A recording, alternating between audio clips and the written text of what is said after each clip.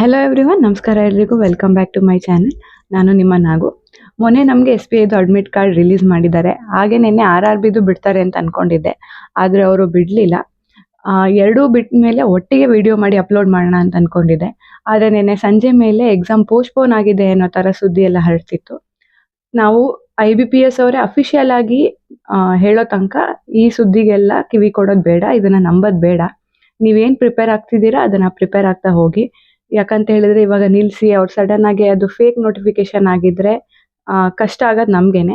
So ನಾವೇನು prepare ಆಗ್ತಿದ್ದೀವಿ ಅದು prepare ಆಗ್ತಾ ಹೋಗೋಣ. ಆ್ಯಂಡ್ ಹಾಗೆ ನಂದು SBIದು ಮೈಸೂರಲ್ಲಿ ಹಾಕಿದೆ ಸೆಂಟರ್, ಅಲ್ಲೇ ಬಿದ್ದಿದೆ. ಆ್ಯಂಡ್ 7:30ಗೆ ಫಸ್ಟ್ ಶಿಫ್ಟು ನಂದು. ಎಷ್ಟೊಂದು ಸ್ಟೇಟಲ್ಲಿ 2 ಶಿಫ್ಟ್ ಇದೆ, ಅಂದರೆ 7:30ಗೊಂದು 1:30ಗೊಂದು. ಇನ್ನು ಕೆಲವೊಂದು ಕಡೆ ಒಂದೇ ಶಿಫ್ಟ್, ಐದರ್ 7:30 ಆರ್ 1:30ಗೆ. ಸೊ ನಮ್ಮ ಕರ್ನಾಟಕದಲ್ಲಿ ಹೇಗಿದೆ ಅಂತ ಗೊತ್ತಿಲ್ಲ. ನಾನು ನೋಡಿರೋದ್ರಲ್ಲಿ ಒಂದಿಬ್ರದೆಲ್ಲ 7:30ಗೆ ಶಿಫ್ಟ್ ಇರೋದು. ಸೊ 1:30ಗೂ ಇದೆಯಾ ಏನು ಅಂತ ಗೊತ್ತಿಲ್ಲ.